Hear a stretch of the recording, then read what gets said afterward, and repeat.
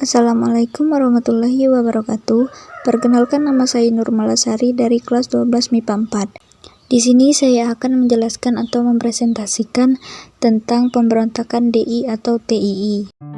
Pengertian pemberontakan DI atau TII. Gerakan Darul Islam atau DI merupakan gerakan politik yang bertujuan mendirikan negara Islam Indonesia. Gerakan ini mempunyai pasukan yang disebut dengan Tentara Islam Indonesia atau TII.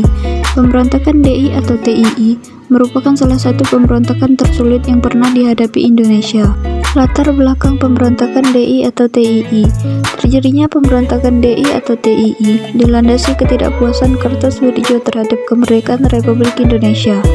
Waktu itu, kemerdekaan Republik Indonesia masih dibayang-bayangi kehadiran Belanda yang masih ingin berkuasa atas Indonesia.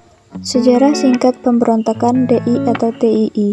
Negara Islam Indonesia atau NII pertama kali terbentuk di daerah Tasikmalaya oleh Kartosoewirjo pada tanggal 7 Agustus 1949. Kartosoewirjo mendirikan NII bukan untuk melakukan pemberontakan atau menyebabkan terjadinya disintegrasi nasional. NII berdiri karena pada tahun 1948 Indonesia terikat dengan Perjanjian Renville yang membuat Jawa Barat masuk ke dalam bagian wilayah Belanda. Kesepakatan tersebut menimbulkan awal kekecewaan rakyat terhadap pemerintah yang disusul dengan pemberontakan di beberapa daerah. Beberapa daerah yang merupakan daerah pemberontakan DI atau TII yaitu 1. Pemberontakan DI atau TII di Jawa Barat. NII di Jawa Barat memiliki pusat pemerintahan di Desa Cisampah, Tasikmalaya, Jawa Barat. Tempat ini juga menjadi titik awal dibentuknya NII oleh Kartosoewirjo. Selain karena Perjanjian Renville, tujuan DI atau TII di wilayah ini hampir sama dengan tujuan DI atau TII di wilayah lain, yaitu mendirikan sebuah negara dengan dasar syariat Islam berdasarkan Al-Quran dan hadis di wilayah Indonesia.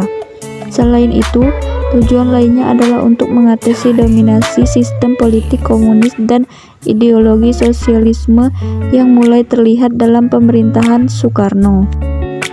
2. Pemberontakan DI atau TII di Jawa Tengah.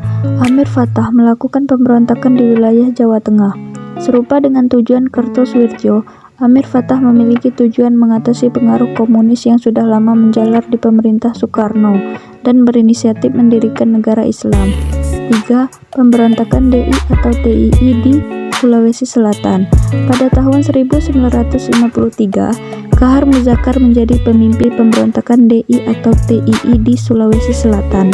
Kahar Muzakar merasa kecewa terhadap pemerintah. Ia ingin memperlihatkan reaksinya terhadap banyaknya anggota Tentara Kesatuan Gerilya Sulawesi Selatan yang tidak diterima sebagai tentara Republik Indonesia. Selain itu, Kahar Muzakar juga ingin menjadikan syariat Islam sebagai dasar negara Indonesia. 4. Pemberontakan DI atau TII di Kalimantan. Ibnu Hajar memimpin pemberontakan DI atau TII pada tahun 1950 di wilayah Kalimantan atas pengaruh kuat Kartosoewirjo. Tujuan pemberontakan ini berbeda dengan dua pemberontakan sebelumnya, yakni ingin menyalurkan aspirasi rakyat yang dianggap menjadi nomor 2 oleh pemerintah Orde Lama. Pada tahun 1965, pemberontakan ini berhasil dipadamkan oleh TNI Angkatan Darat hingga membuat Ibnu Hajar menyerah. 5. Pemberontakan DI atau TII di Aceh. Pada tahun 1953, tokoh terkemuka dari Aceh, Daud Buruh, mendeklarasikan wilayahnya sebagai bagian dari Negara Islam Indonesia atau NII dengan pasukan Tentara Islam Indonesia atau TII. Selain ingin mendirikan negara berbasis Islam, tujuan pemberontakan Daud Buruh ini ialah ingin mengembalikan otonomi Provinsi Aceh. Tujuan lain dari pemberontakan ini adalah mencegah kembalinya kekuasaan Ule Balang dan menegakkan syariat Islam. Ule Balang merupakan pemimpin adat sebelum masa kemerdekaan Indonesia. Berikut merupakan 5 tokoh pemimpin pemberontakan di beberapa wilayah, yaitu 1.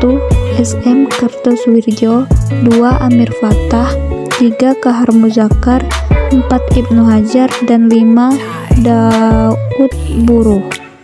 Sekian penjelasan tentang pemberontakan DI atau TII dari saya akhiri, wabillahi taufiq wal hidayah. Wassalamualaikum warahmatullahi wabarakatuh.